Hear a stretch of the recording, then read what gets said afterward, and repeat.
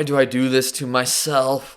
You are dead. Fulham's a choice. But how come? A club that has been yo-yoing between the top two divisions of England, who have basically won nothing in their history except for the Championship and a UEFA competition that was basically Europa League qualifying. However, they've been close to being winners. The FA Cup in 1975 is one. Another is the 2005 MLS All-Star Game. I mean, not many can get past the legendary Jimmy Conrad. Let's go! Okay, it's not looking great. But a big thing I remember was in 2010 where they made the Europa League final led by Roy Hodgson. They faced the pre-Simeone Atletico Madrid, but in the 116th minute, Diego Forlan broke the cottagers' hearts, and since then, the two clubs went in very different paths. Present day, with AEW President Tony Khan on my side, it's time to bring this team back to something. If you want to see what's going on in Season 2, I've been streaming the FM23 beta on my Twitch, so if you want to check it out, you're more than welcome to. But back to the video. Before arriving, Tony brought in a couple decent players such as Andres Pereira, Bern Leno, Issa Diop, and João Painha, who for a newly promoted side is out of this world. Carlos Vinicius and Willian were decent too, along with several loans. Having about 10 million in the bank after the sale of Onama led to my first ever signing. Here we go. Oscar Gluck from Maccabi Tel Aviv.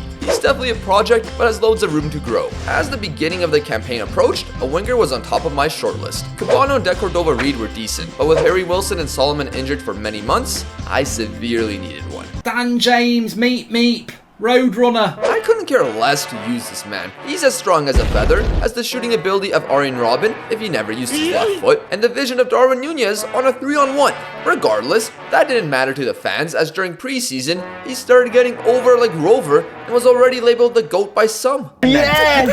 Tony Khan began nudging me to push this man. No one person has ever made a more positive impact. But he was suspended, so supporters had to wait. It's a long story. Instead, Willian started in a basic 4-2-3-1 system where I use extended for everything, including friendly, so maybe I'm a psycho.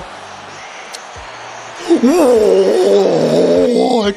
Welcome to Football Manager 2023, I guess. Despite that, we had the best chance of the match, and we're keeping it tight in the back. Mich was requiring a sub, but I refused to take him off. Big mistake. Anthony Robinson. Oh, Mitro. Ref,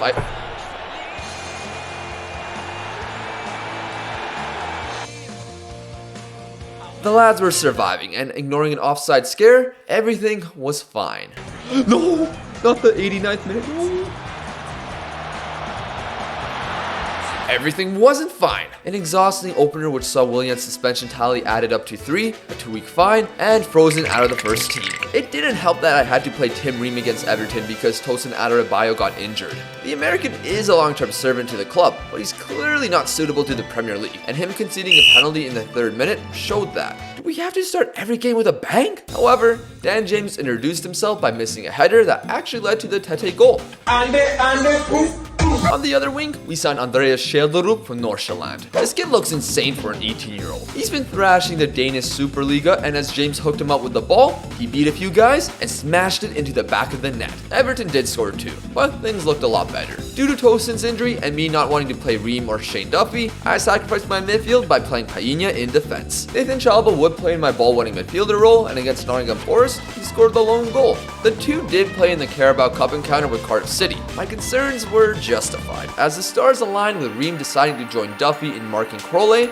keeping White on side, who equalized. No extra time in this round of the competition, so penalties were up. A thing I learned about this shootout was that the keepers were awful at saving pens, and that our third-string keeper can't score them either. We are not living anymore in our lives. The Chelsea fixture wasn't pretty, and neither was Dan James's header. Still, we were surviving their late onslaught until I made some defensive changes. Ziyech found the perfect pass with his weak foot to Aubameyang. Still a decent result. West Ham afterwards was literal deja vu, more of an even game, but we broke the deadlock, went more defensive, leading to Painha making this pass for some reason, allowing gaps to be exposed and Scamacca equalizing. A possible 6 points turned into 2. To finish off the transfer window, Gagliardini would be our final signing for 2.6 million. He debuted versus Liverpool. He was subbed off at halftime. We were getting absolutely rinsed, and despite getting one back early in the second half, Liverpool were unforgiving, giving me my first down bad moment of FM23. Making matters worse, against our local rivals Brentford, and I say that twice because there are 80 billion football clubs in London. Nevertheless, this was the one match the fans were desperate not to lose, so we lost it. A decent free kick. Then before the international break, we played Manchester City, and you already know how this is going to go.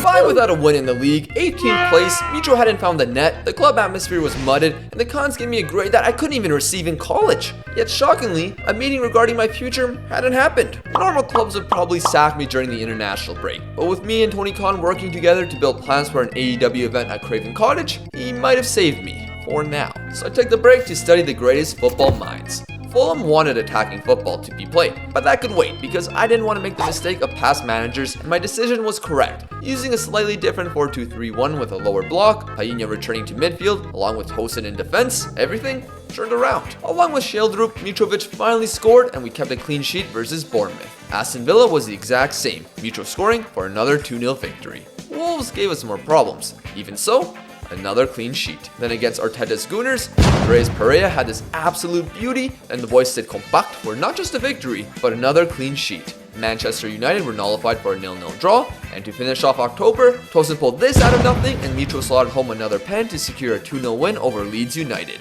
6 clean sheets. We went from the relegation spots to 3 points off Europe. I won the manager of the month, but to show how OP Haaland is, even though Tosin didn't concede a goal for 540 plus minutes, Haaland still won the player of the month with 6 goals. I'm sure EA didn't have anything to do with it. Yeah, we needed this. The great run ended against Spurs, as even though Shelley gave us a dream start, Conte's men responded with 3 of their own. Finally, 0-0 with Palace brought the mid-season break, and post an insane World Cup final that will be released on this channel, club football returned. One problem. With over a month of no fixtures, I forgot to put in friendlies to regain sharpness, so the vast majority of our players will be 2 steps behind the opposition. Newcastle displayed that by going up 3-0 in the opening half. Shelley knocked in 2, making it interesting, but it wasn't enough. Southampton then saw headers exchanged via corner kicks, and Ryan Bertrand somehow pulled this off, giving Leicester City the dub. Fulham went from 6 undefeated with no goals conceded to going 5 winless. With championship side Hull City as their FA Cup opponent and yearly murmurings of the magic of the cup, I needed to bring the secret plan back. We conceded first, and were completely outclassed in the first half. Yeah, I rotated my side, but this was pathetic. I switched to the other system in the second to do something, and Harrison Reed banked this from distance. I was feeling it, so I kept pushing, and in the final moments... Don't let them score though. Don't let them score. Frauds. You absolute frauds! With Haaland's tally increasing day by day, we had to deal with him. Piss off, man! However, Dan James was on the pitch, and he's been starting most of the matches to my begrudgment. But Tony Khan insisted that this was what the fans wanted. His production wasn't remarkable. Actually, it was crap, and made me think, maybe this is why we are struggling to create chances. But strictly this day, he stepped up. Let's go! After Haaland predictably made it 2-1, Harry Wilson, whip it in one more time, boy. Go, James! Dan!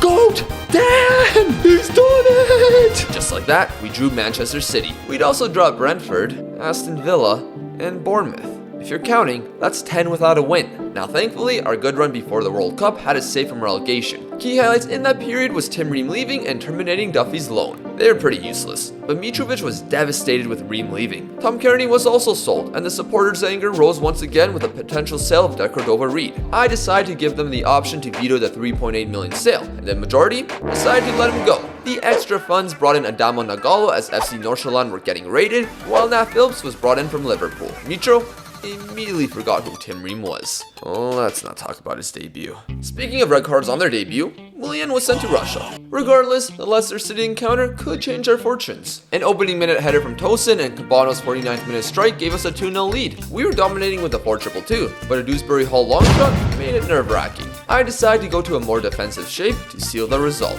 As I was begging the ref to blow the full-time whistle, no! Off the rip, Robinson. In behind to Glock.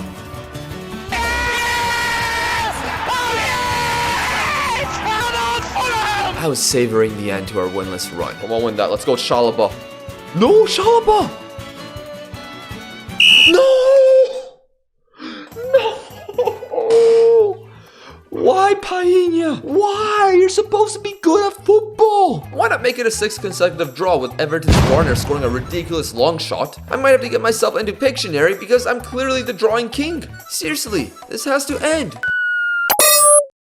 we'd return to our stalemate ways with Southampton, but the positive was that Shelley scored and was our top goal of all times. On the other hand, Mitrovic found the net too, which was his first goal in this many games. With Newcastle next and the threat of dropping into a relegation battle, I needed to be bold to fill the left wing gap with Shelley sidelined. I looked towards my academy to find the next player to leave for Liverpool on a free, and I found Luke Harris. Luke Harris, on his debut, whips it into Big Mitro. Mitro! Everything clicked, as not only did Mitro score a hat-trick, but Luke seemed like a miracle worker by getting Carlos Vinicius a goal as well. Dan James even got involved and assisted Mitrovic's hat-trick. At long last, a 6-0 victory ended our winless run at 14, so it was rather convenient that we didn't play a competitive match for nearly a month. Crystal Palace would whoop us, but Carlos Vinicius was our lone scorer, and with Shelley back versus Spurs, they were stunned by their former player. He scored more against them than he did in his entire time in North London. Manchester United kept the vibes high. Shelley opened it up in the first 5 minutes, but unfortunately, I'm not the best set-piece coach in the world. Carlos's honeymoon period would end, and from an auspicious Leno free kick, here he comes. In spite of that, our more quiet wonder kid Oscar Gluck had other plans and leaped above Luke Shaw for the equalizer. Realistically, we only needed one more win to avoid relegation, but for what, the third time this year, our tactics broke down. An unfortunate away loss to Leeds, a spanking at home to Wolves led by Adama becoming Maradona, while Arsenal killed my pride with 3 strikes in the first half. Chelsea arrived after a gruesome 1-kilometer walk, and with Zidane as coach, we allowed Reece James to have the easiest assist of his life. In the second half, despite a promising counterattack for Dan James, he decided to run through mud or whatever this is, and take out Kovacic for a second year running to get sent off. Thankfully, a win versus Nottingham Forest secured our safety with 2 matches remaining. And while it's better not to speak about the end of season run, we did the bare minimum and avoided relegation. Goal scoring was a massive problem for most of the season, and our defense became super leaky towards the end. With several players looking for new challenges, this Fulham side will have to evolve. I guess the one thing I've learned about the beta so far is that Haaland can destroy the Premier League goal scoring record, and City will still finish in second.